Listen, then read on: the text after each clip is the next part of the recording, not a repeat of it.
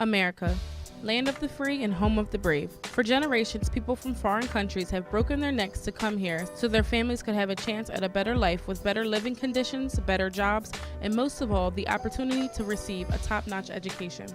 It's pretty obvious the United States has a lot to offer, especially when it comes to education. But is everyone who lives here acquiring the same quality of education? The answer to that question is simply no. Depending on what area a family resides in determines the quality of education they will receive. This is a subject that's being given more attention recently because the problem is continuing to grow and is reflecting in our high school graduation rate. In the nation's 50 top largest cities, the graduation rate is 53%, but in the suburbs it's 71%. In more specific cities like Baltimore, the graduation rate drops to a startling 41%. Versus 81% in those suburbs. I think part of it is that the teachers aren't able to connect with somehow these students, these children, and that they give up and they leave because they say, I don't know if the teachers haven't had the proper training to connect with these kids to really, help them be successful. Whatever schools can do to connect the student to the school is going to reflect in performance in the classroom. A student who feels that their school is there for them, that is supportive of them, has bonded with a teacher in a mentor-protege relationship, will thrive in a classroom more than a student who feels like they're falling by the wayside and are unsupported, that school will never matter, that nothing they do matters.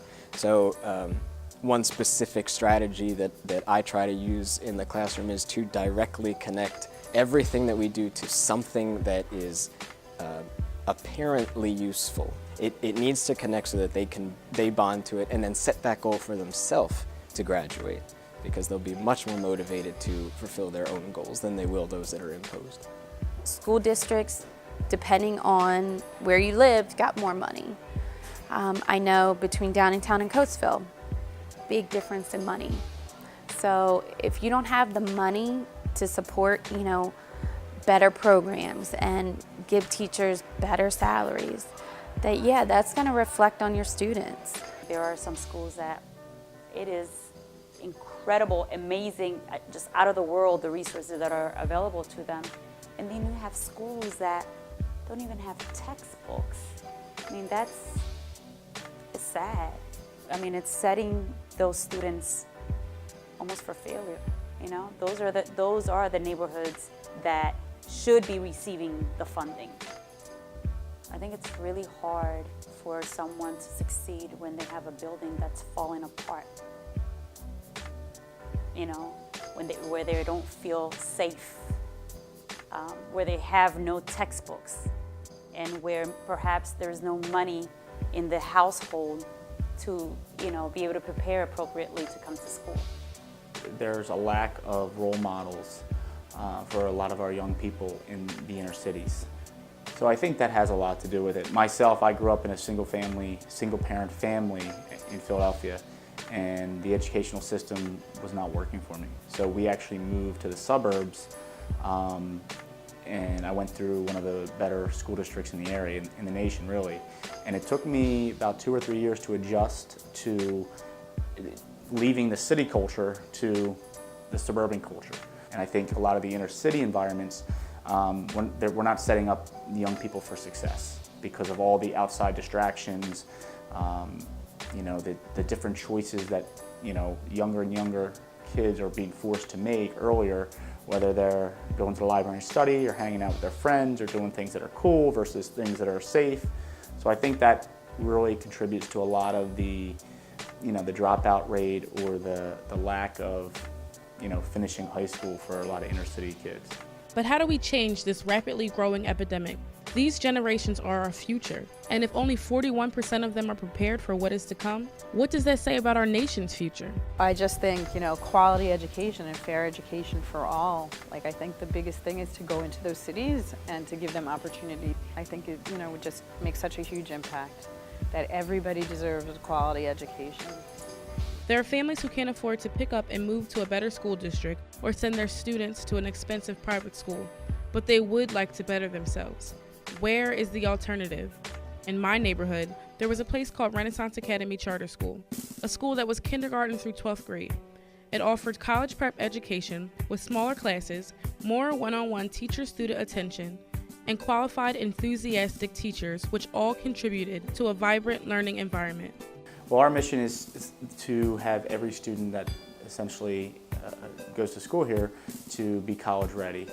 And it's an active choice that the parents make, the students make, and together with teachers, administration, all our staff and faculty, really getting students prepared to be college ready when they graduate. In the larger public schools, it is more difficult for a single student to make a large and lasting impact. But at Renaissance, it is easier to play to each student's strengths and enable them to really grow into the person they're meant to be and have them thrive in an environment that's there to support them. You see teachers talking to other teachers, talking to students, talking to elementary students. It's a very welcoming atmosphere. I don't see a lot of bullying. We have people, all different special needs students, and they're really embraced as, you know, part of the classroom. The communication is always there between the teachers, you know, constantly about, you know, I'm having problems with this student. They're not performing the same way they're doing in this class. What are you doing differently? So there's constant communication, and that's something that a lot of times doesn't happen, you know, in a lot of schools. This is a great experience, I think, for teachers and students. If I didn't have that experience in the big school, I don't think I would have known the difference. I mean, I know it's out there, and this is great. I mean, my daughter does happen to go to a district school. You know, she came here in kindergarten, and when she went back to the district school, they were doing in first grade what she did here in kindergarten. She had more homework here in kindergarten than they gave her in first grade there, and I was like, oh my goodness. I felt like it was better. I got to know my teachers better. I got to know the students better. I felt like I could ask more questions and not be embarrassed or anything. In as far as classes, I felt like the teacher didn't have so many students on her plate to teach, so it was easier to get individual learning. There's less students here, so we kind of get individual one-on-one time with them when we need it. There's activities, there's projects, so there's different, I try to do different things in order to allow different students to do well in something that they feel more comfortable in. So, and I think nowadays differentiation is such a big thing, you know, that I think most teachers are aware that in order for students to be successful, you have to basically cycle around different teaching styles. They're here for 8 hours at least. They want to feel comfortable, and they want those moments of laughing because I said something silly or I said it in a silly way. So that's my way of kind of making class fun and real. I did graduate here in 2008, and I believe in the mission of the school. I believe in the people that I work with, and I felt that I had enough to contribute to where I would make a valuable addition to the staff. So coming back to this environment was a way for me to continue to work in an environment that I believe was actually making a strong difference. I love it. I love the family atmosphere that we have. I would love for my daughter to go to Renaissance Academy where I went, because I feel as though they care about education more. They would have me involved more. If she's acting up in class, they would call me. I really try to offer them an experience that they would have never had the opportunity unless they came to this school. I propose we open more schools like Renaissance Academy and give the opportunity for private school education to the inner city schools and get our youth back on the right track. I am here to learn. I am here to learn. I am here to learn. I am here to learn. I am here to learn. I am here to learn, therefore I will. Therefore, I will respect myself, others, and the environment. Cooperate with all school personnel. Do nothing to keep the teacher from teaching. Or anyone, including myself. Myself. Myself. Or anybody, including myself, from learning.